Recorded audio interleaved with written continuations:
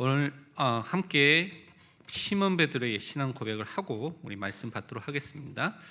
주는 그리스도시요 살아계신 하나님의 아들이시니이다. 아멘. 오늘 예배서 2장 19절에서 22절 말씀 통하여서 모퉁이 돌이신 그리스도 예수 안에 있는 우리라는 제목으로 우리 말씀을 받아야 되겠습니다. 요즘 벚꽃이 만발하고 지금 벌써 지는 데가 많이 있습니다. 그렇죠? 제가 알기로는 평소 때보다 더 빨리 벚꽃이 피었고 지금 꽃이 이제 여러 곳에서 여러분이 볼 수 있고, 그것 때문에 각 기관에서 야외에도 가고, 오늘 다민족부도 일부 예배 드리고 또 야외에 가서 그 자연을 또 즐기게 될 텐데요. 이런 현상을 보면서 너무나 멋있고 아름다운 것을 보면서 한편으로 그때마다 드는 말씀이 있습니다. 우리 육체의 아름다움이 풀과 꽃과 같다고 이사야서 40장이 말하고 있는데, 이사야서 40장 8절에는 풀은 마르고 꽃은 시드나 우리 하나님의 말씀은 영원히 서리라 하라. 정말 우리가 영원한 하나님의 말씀을 붙잡은 하나님의 자녀로 서야 되겠다라는 것들을 또 자연 만물을 보면서도 확인하게 됐습니다. 정말 우리 마음속에 이 영원한 것을 사모하는 마음, 진짜 하나님만을 사모하는 마음이 있기를 또한 여러분에게 축원드립니다. 우리는 반드시 성취되고 이루어지는 하나님의 말씀을 붙잡고 나아가야 됩니다. 그 말씀에 집중하고요, 그 말씀 안에 있는 그 사람이 되어야 될 줄 믿습니다. 왜냐하면 하나님께서 일하시는 방법이 하나님의 말씀을 주시고 그 말씀을 성취하신 그 방법대로 하나님께서 일하시기 때문에 그렇습니다.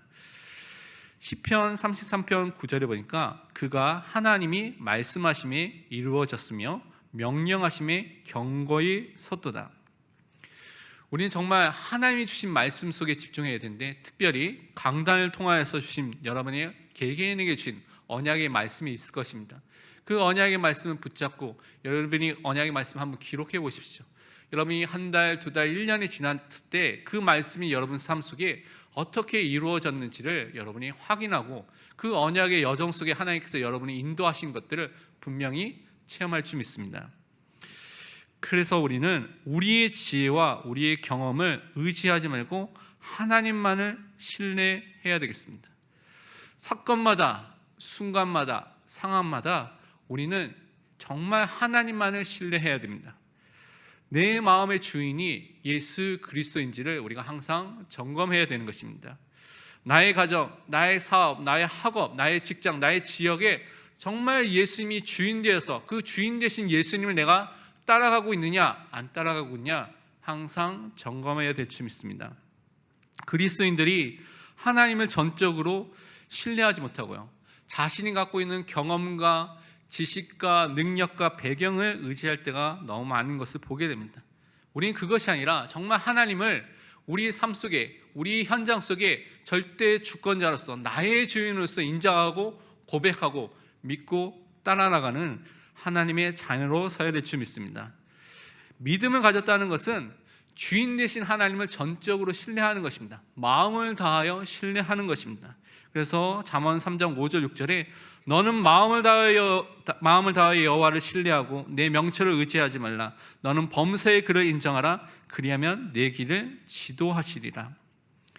하나님의 말씀에 대한 확신이 여러분에 있는 것입니다. 그것이 마음을 다하여 하나님께, 여호와께 신뢰하는 그 축복을 누리는 것입니다.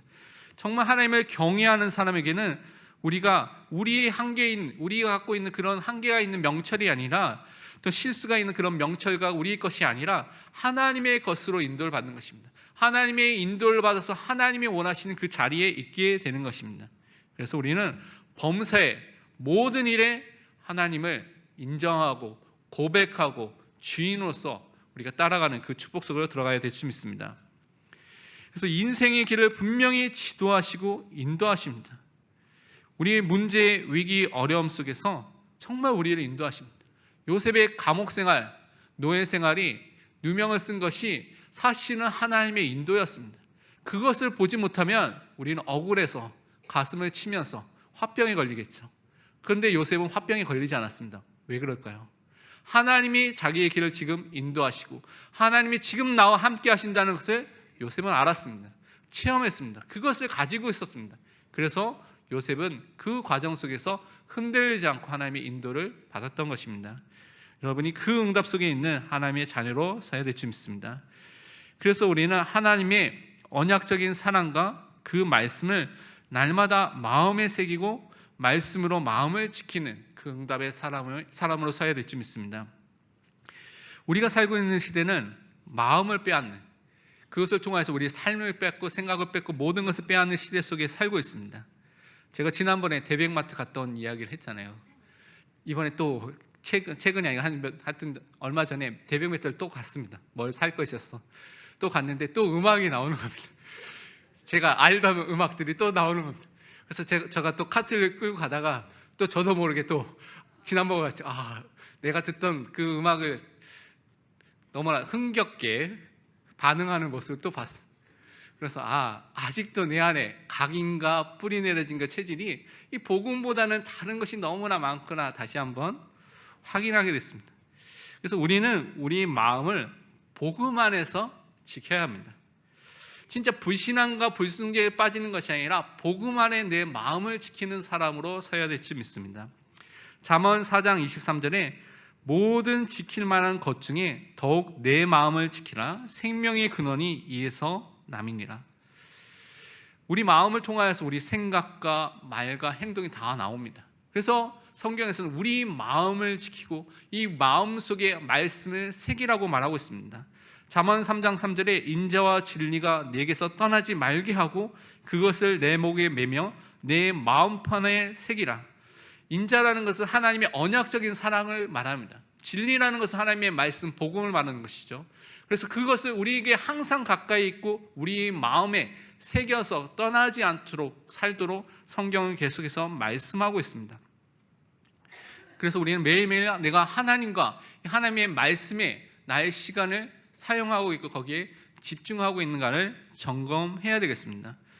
여러 가지 뉴스를 보니까요, 10대 청소년들이 요즘 하루에 인터넷을 사용하는 시간이 한 8시간 이상이라 합니다. 취침 시간, 잠자는 시간은 한 7시간 20분, 30분밖에 안 되는데요. 잠자는 시간보다 인터넷을 더 많이 사용하는데, 물론 동영상 강의도 듣고 중요한 것들을 하겠죠. 숙제하기 위해서 검색도 하고요. 그런데 많은 경우 게임을 하고요, SNS를 하고요, 유튜브를 보고 있습니다. 그래서 또 다른 조사를 보면 유튜브를 한국 사람이 보통 1인당 보통 사람들이 월 평균 33시간 정도 한다고 합니다. 하루에 1시간 이상씩 한다는 것이죠. 그리고 10대 같은 경우는 거의 45시간 정도, 하루에 1시간 반 정도 유튜브를 본다고 합니다. 평균적이니까 더 보는 사람도 있고 덜 보게 되는 사람도 있겠죠. 그리고 20대의 같은 경우는 40시간 정도니까 보통 1시간 이상씩 유튜브에 시간을 투자해서 그것을 보고 있다는 것이죠. 여러분 유튜브에서 뭘 보십니까? 설교를 보시는 분도 있겠죠. 그렇죠? 그렇지만 또 재밌는 것을 항상 보는 친구들도 있겠죠. 저는 학교 이제 RTS 강의 갈 때 3시간, 올 때 3시간 이렇게 걸립니다. 그때 집중적으로 거의 많이 메시지를 좀 많이 듣습니다. 유튜브를 통해서 메시지를 듣고 유목사님 메시지를 듣고 또 강단 메시지를 듣고요. 또 매일매일 저도 강단 메시지 다시 확인하면서 하나님께서 주신 말씀이 무엇인지 다시 각인하는 그런 시간을 갖고 있습니다. 여러분이 진짜 말씀에 집중하는, 말씀에 마음을 담는 그 시간을 매일매일 가지시길 바랍니다. 그리스도의 사랑, 또 그리스도의 언약을 날마다 마음에 새기는 그 집중의 시간을 반드시 가져야 되는 것입니다. 오늘 우리는 그래서 우리의 모퉁이 돌이신 예수 그리스도를 붙잡아야 됩니다. 이 모퉁이 돌이라는 것은 건물 모퉁이에 놓여져 있는 것을 말하는데요, 가장 큰 주춧돌로서 이 큰 벽들을 지탱하고 있는 그 돌을 말합니다. 그래서 머릿돌이라고도 말하기도 하는데요, 건물에서 가장 중요한 기초석을 말합니다. 그러니까 이게 빠지거나 이게 흔들리거나 이게 없어지면 어떻게 해요? 그 건물이 흔들리고 무너지게 된다는 것을 말하고 있습니다. 교회의 기초가 누구이냐? 바로 예수 그리스도입니다.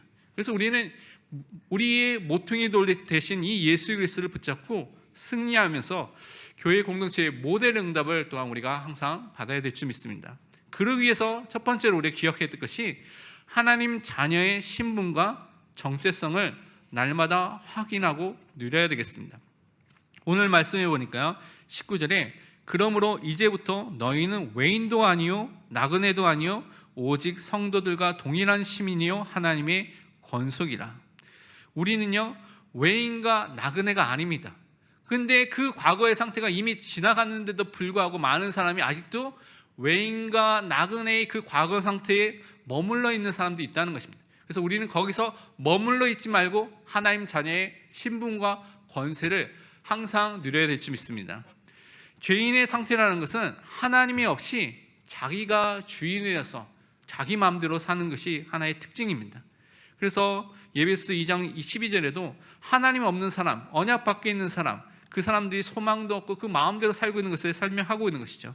사탄의 종된 상태로 살고 있다고 말씀하고 있습니다. 시편 36편 1절에 보니까 악인의 죄가 그의 마음속으로 이르기를 그의 눈에는 하나님을 두려워하는 빛이 없다 하니 라고 말하고 있습니다. 죄인은 하나님을 없다라고 말하면서 하나님을 떠난 상태에서 멸망을 향해서 지금 달려가고 있습니다. 그런데 그 끝이 멸망인지도 모르고 달려가고 있다는 것입니다. 우리는요 사건과 문제와 위기와 갈등 속에서 내가 주인의 상태 속에 머물러 있어서는 안 됩니다. 주인을 바꿔야 되는 것입니다. 나의 성공, 나의 미래, 나의 이름을 내기 위해서 사는 것이 아니라 정말 하나님을 위해서, 이 복음을 위해서 사는 사람으로 완전히 바뀌어야 될 줄 믿습니다. 매일 매 순간 주인을 바꾸는 것입니다. 예수 그리스도가 나의 주인으로, 우리 가정의 주인으로, 교회의 주인으로 우리가 항상 인정해야 될 줄 믿습니다. 우리는요 구원받은 이후에 우리 삶과 그 삶의 목적과 이유가 완전히 바뀌었습니다. 노예 체제 광야의 근성 속에 살았던 사람이 아니라 이제는 모든 불신앙과 불순종을 버리고 하나님을 위해서, 복음을 위해서 살 사람으로 완전히 바뀌게 된 것입니다. 베드로전서 2장 9절에서 10절 보니까요, 그러나 너희는 택하신 족속이요 왕같은 제사장들이요 거룩한 나라요 그의 소유가 된 백성이니 이는 너희를 어두운 데서 불러내어 그의 기이한 빛에 들어가게 하시니에 아름다운 덕을 선포하게 하려 하심이라. 너희가 전에는 백성이 아니더니 이제는 하나님의 백성이요 전에는 긍휼을 얻지 못하였더니 이제는 긍휼을 얻은 자니라. 날마다 우리는 정체성을 확인하는 것입니다. 하나님이 예정하시고 택하신 그 사람이 바로 나인 것을 확인하는 것입니다. 우리가 왕같은 제사장으로서 그리스도의 그 기이한 빛을 선전하는 선지자로서 현장에 그리스도의 대사로서 서야 될 그 사람을 우리를 부르신 것을 확인하는 것입니다. 우리가 하나님이 거룩하신 하나님을 닮아 거룩한 백성, 거룩한 나라가 되었고 하나님께 속하신 그 하나님 나라의 백성이 된 것을 항상 고백하고 누리는 것입니다. 하나님의 은혜 속에, 하나님의 긍휼 속에, 하나님의 사랑 속에 있는 그 사람인 것을 항상 확인하는 것입니다. 그것이 구원받은 사람입니다. 구원받은 사람은 하나님의 자녀이고요, 하늘나라의 시민이고요, 하나님의 가족, 권속이라고 분명히 오늘 말씀하고 있습니다. 그렇기 때문에 우리에게는 구분이 없습니다. 이방인과 유대인을 구분하는 그런 구분이 없습니다. 그 당시에는 지금보다 더 심한 구분이 있었죠. 계층과 또 신분이 너무나 뚜렷해서 사람들이 거기에 따라서 사람들을 상대하고 대해했습니다. 그런데 예수 안에서는 그런 것이 전혀 없다고 말씀한 것입니다. 부자와 가난한 자, 배운 자와 배우지 않은 자, 종과 자유자 이런 것이 전혀 없고 그리스도 안에서 한 형제고 한 자매고 한 몸, 그리스도의 몸을 이루는 지체라고 분명히 말씀해 주신 것입니다. 베드로전서 1장 23절을 보니까요, 너희가 거듭난 것은 썩어질 씨로 된 것이 아니요 썩지 아니할 씨로 된 것이니 살아있고 항상 있는 하나님의 말씀으로 되었느니라. 하나님의 말씀, 복음을 통하여서 우리가 거듭났고 새 생명을 얻은 사람이 된 것입니다. 사실 이 복음을 들을 수 있다는 것이 여러분은 이미 최고의 은혜 속에 있는 사람입니다. 그 축복 속에 하나님께서 여러분을 지금 인도하고 계신 것입니다. 그래서 우리는 예수 그리스도의 생명의 복음을 통해서 새 생명을 얻은 자, 구원을 받은 자입니다. 하나님의 은혜로 믿음이라는 것을 통하여서 구원이라는 최고의 선물을 받은 사람입니다. 더 받은 것이 없어도 괜찮은 것입니다. 더 아무것도 없어도 괜찮은 것입니다. 우리는 최고의 선물, 최고의 응답인 은혜인 구원을 받았기 때문에 그 속에서 모든 것을 누릴 수 있습니다. 또한 구원을 통해서 우리 신분이 완전히 바뀐 것을 항상 기억하는 것입니다. 하나님의 자녀로, 의의 종으로, 천국 시민으로, 하나님의 가족으로 바뀌었습니다. 정체성과 신분을 그래서 우리는 말씀을 통해서 매일매일 확인하는 것입니다. 그 속에서 우리 주신 이 축복을 진짜 확인하고 붙잡고 그 응답 속으로 매일 들어가야 될 줄 믿습니다. 왜냐하면 세상에서는 여러분을 여러 가지 말로 부를 겁니다. 여러분이 뭐 직장에서 일하면 직원으로서, 뭐 직급에 맞으면 뭐 대리면 대리, 과장이면 과장, 아니면 사장이면 사장, 그렇게 여러분을 부르겠죠. 아니면 뭐 동네에 가면 아줌마, 아저씨도 부르기도 하고요. 그렇죠. 여러 가지, 뭐 알바생이면 알바생이라고 부르기도 하고 여러 가지 여러분 부릅니다. 그런데 세상에서 말하는 내가 아니라 성경이 증거하고 있는 나, 성경이 말하고 있는 나, 하나님이 만드신 나를 항상 말씀 속에서 확인해야 됩니다. 그것이 여러분의 정체성입니다. 나는 하나님의 자녀이다. 나는 이 시대에 살릴 전도자이다. 나는 현장에서 복음의 빛을 파수꾼이다. 나는 정말 복음 때문에 남은 그 남은 자 렘넌트라는 정체성을 말씀을 통해서 여러분이 매일 확인해야 될 줄 믿습니다. 시편 34편 7절에 보니까 여호와의 천사가 주를 경외하는 자를 둘러 진치고 그들을 건지시는도다. 하나님을 예배하는 자, 하나님을 주인으로 인정하는 자, 하나님을 경외하는 자를 하나님께서 지키십니다. 주의 천사를 보내서 그들을 지키시고 보호하여 주신다고 분명히 말씀해 주신 것입니다. 그러면서 우리는 하나님의 자녀, 하늘나라의 시민이 됐다는 것은 하나님께서 우리의 아버지가 됐다는 것이죠. 성경은 그것보다 더 강한 단어, 더 친밀한 단어 씁니다. 그것이 뭡니까? 아빠, 아버지로. 아바라고 단어 쓰죠. 그 아바가 아빠입니다.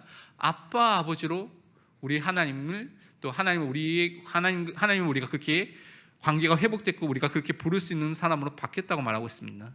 로마서 8장 15절에 보니까 너희는 다시 무서한 종의 영을 받지 아니하고 양자의 영을 받았으므로 우리가 아빠, 아버지라 부르짖느니라.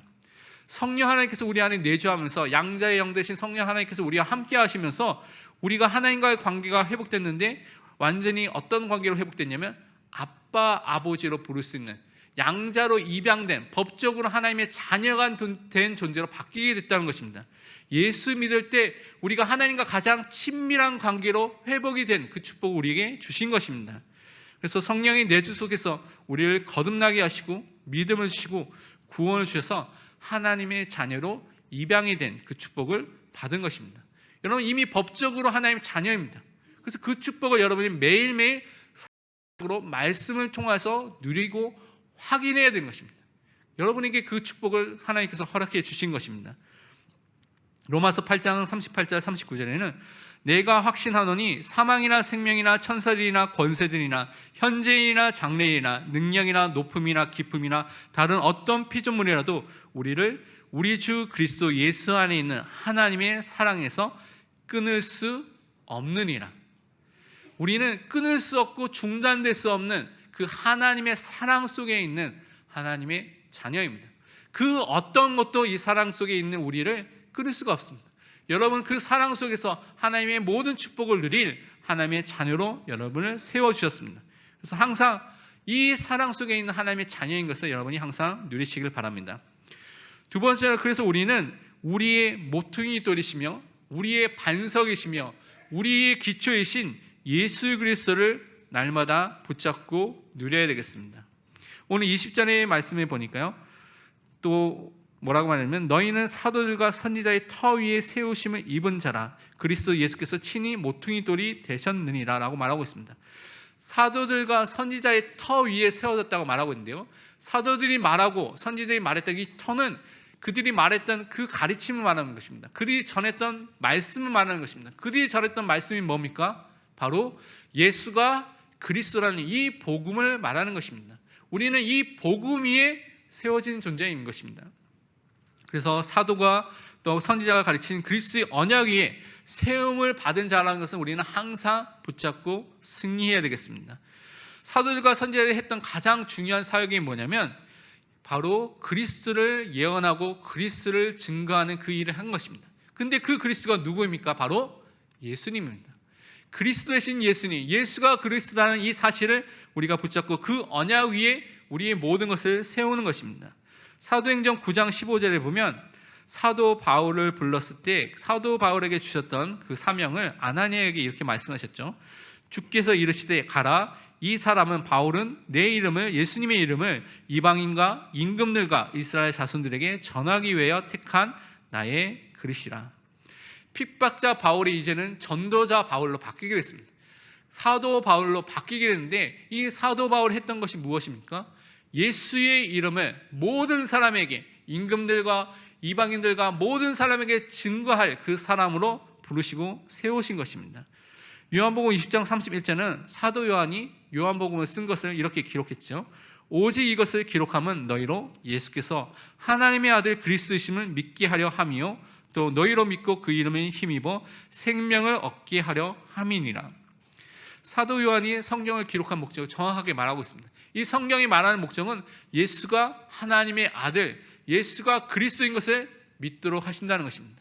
그 예수를 믿고 어떻게 해요? 영원한 생명 구원의 축복을 누리고 하나님 자녀답게 살도록 하나님께서 인도하신다고 분명히 말씀해 주셨습니다.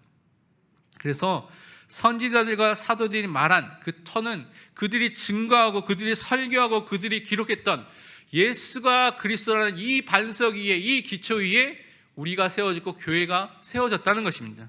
그래서 우리는 그 위에 세워진 그것을 기초로 한 하나님의 자녀라는 것을 항상 붙잡는 것입니다. 교회 공동체는 다른 것이 아니라 이 반석 위에, 이 복음 위에 세워졌습니다. 바울부터 시작해서 초대교로부터 시작해서 전달되었는 그 복음이 우리에게까지 전달해서 내려온 것입니다. 우리가 받은 이 복음이 바로 바울이 전했던 복음이고 사도 요한이 말했던 그 복음인 것입니다.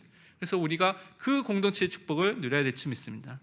또한 우리는요, 우리의 모퉁이 돌이시며 주춧돌이시며 반석이시며 기초이신 예수 그리스도를 항상 인정하고 고백하고 누려야 될 줄 믿습니다.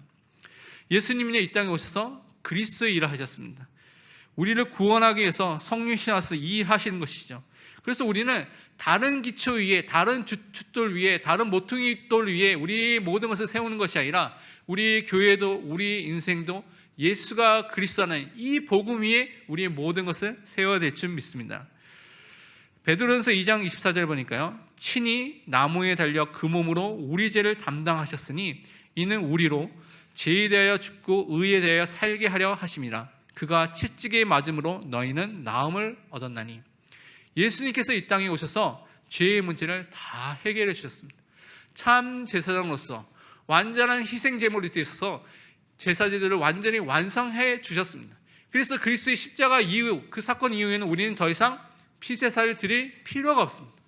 우리는 예수 그리스도의 보혈만을 붙잡으면 완전한 과거, 현재, 미래의 모든 죄를 영원히 용서받는 하나님의 자녀가 된 것입니다. 사도행전 10장 38절에는 하나님이 나사렛 예수에게 성령과 능력을 기름 붓듯 하셨음에 그가 두루 다니시며 선한 일을 행하시고 마귀에게 눌린 모든 사람을 고치셨으니 이는 하나님이 함께 하셨습니다. 예수님이 참된 왕으로서 사단의 모든 일들을 완전히 멸하셨습니다. 사망의 권세를 잡은 자 사단을 멸하신 분이 누구냐? 바로 우리의 주님, 우리의 왕 예수 그리스도인 것입니다. 예수님을 믿을 때 우리는 완전한 승리를 누리게 되는 것입니다. 분명히 십자가로 그 사단의 모든 일을 이기신 그리스도가 우리와 함께하는 축복을 우리가 예수 믿을 때 누리게 된 줄 믿습니다.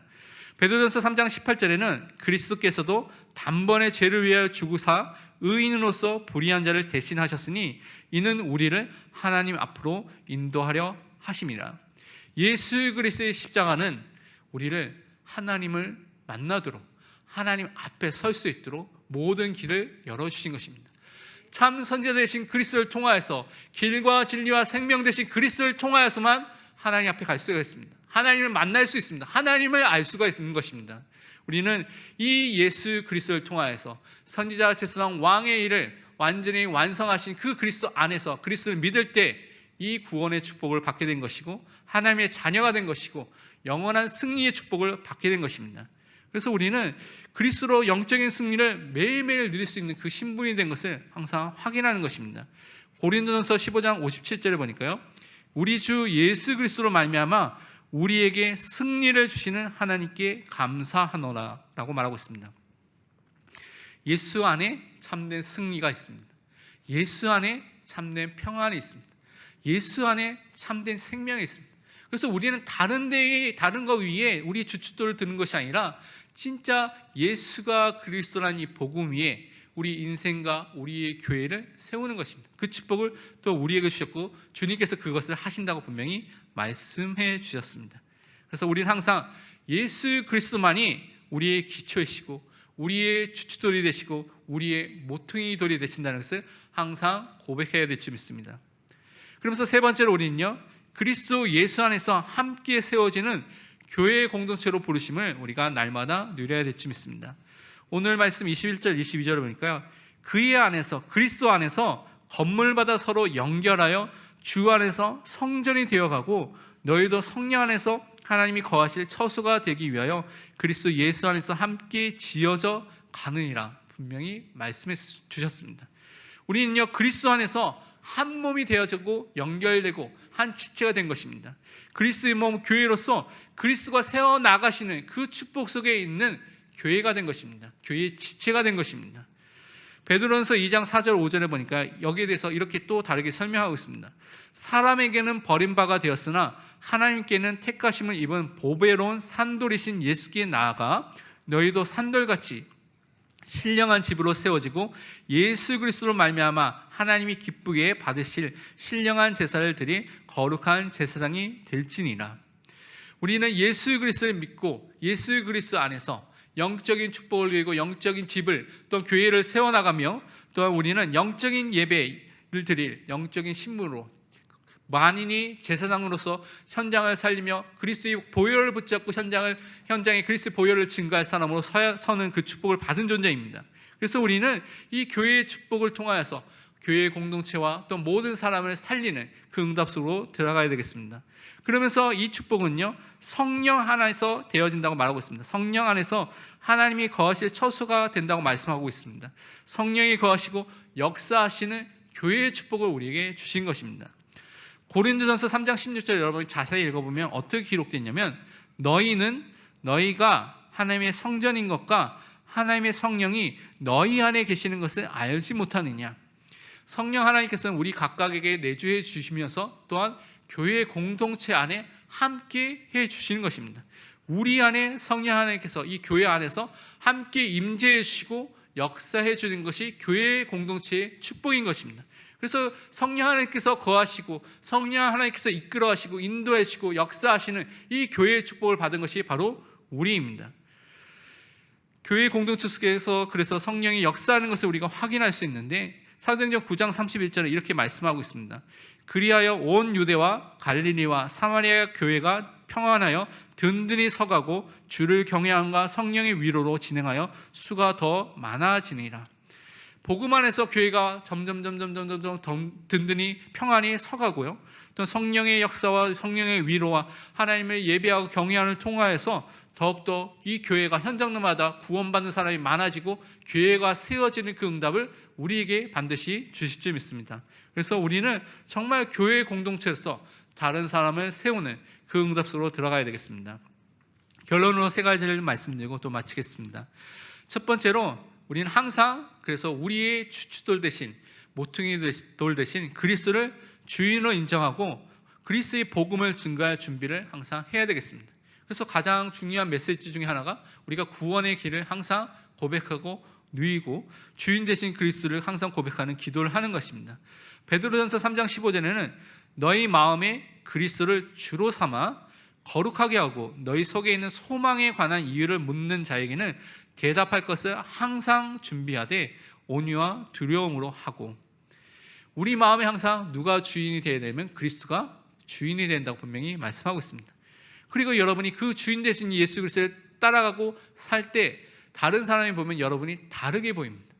여러분에게 있는 무언가 다른 것을 보고 그 소망에 관한 이유를 물어보게 됩니다.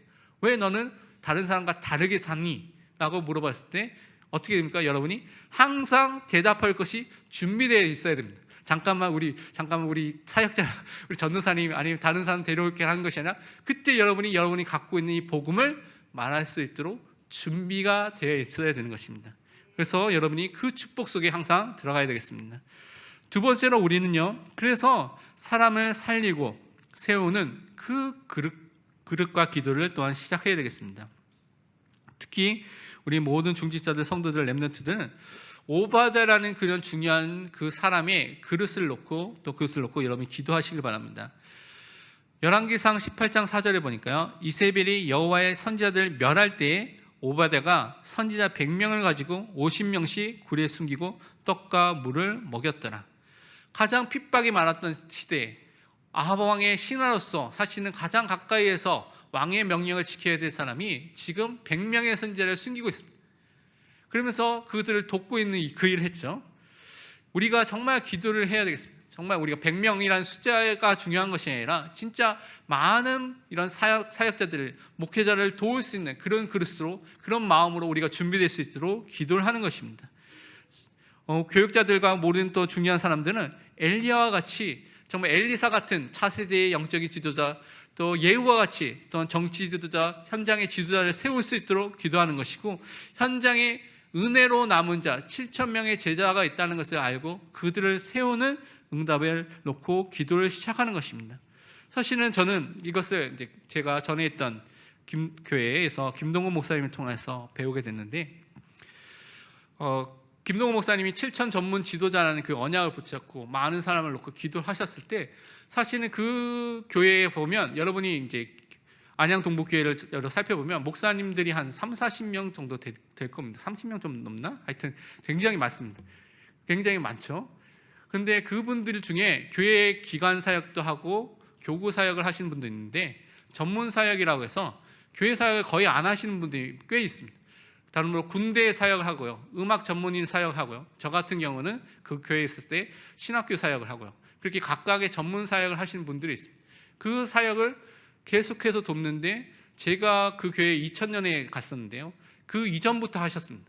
그러니까 지금부터 한 20년이 넘게 그 사람들을 돕고 그 사역들을 계속 하고 있는 것을 보게 됩니다.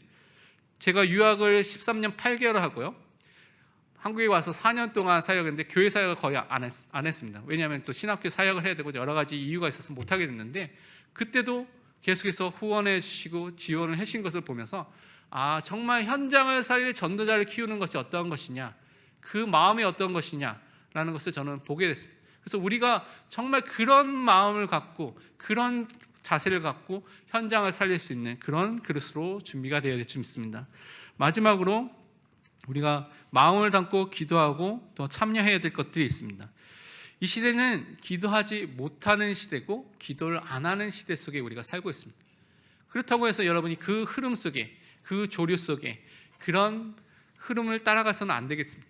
우리가 그것을 바꿔서 기도하는 그런 영적인 분위기와 영적인 축복을 또한 우리가 또 만들어내야 되겠습니다. 특히 이번 주간에 고난주간 특별 새벽 기도회가 있습니다. 또 부활주일이 있고요, 또 4월달에 세계 선교대회가 있습니다. 중요한 많은 또 행사들과 우리가 기억해야 될 내용들이 있습니다.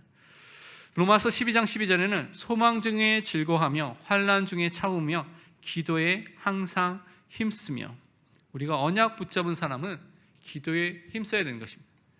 진짜 언약을 가진 사람이 할 수 있는 가장 중요한 사역이 뭐냐? 기도하는 것입니다. 현장을 놓고, 우리의 사람들을 놓고, 교회를 놓고 여러분 기도하시길 바랍니다. 지금이 기도해야 될 시간표입니다. 그래서 그 축복 속에 여러분이 승리하시길 바랍니다. 이번 한 주간 모퉁이 돌이신 예수 그리스도 안에서 정말 현장과 모든 것을 살리는 응답이 여러분에게 있기를 축원드립니다. 기도하겠습니다. 하나님, 감사합니다. 우리 마음과 우리 생각과 우리 영혼 속에 다른 것이 아닌 참된 이 생명의 복음, 그리스도의 복음이 깊이 새겨지게, 각인되고 뿌리 내리고 체질이 되는 응답을 허락하여 주옵소서. 그래서 우리 인생의 기초가 다른 것이 아닌 예수 그리스도의 위에 있게 하시고, 우리 교회의 기초와 또 모든 것이 예수 그리스도 위에 있게 하여 주옵소서. 감사드리며 살아계신 예수 그리스도의 이름으로 기도합니다. 아멘.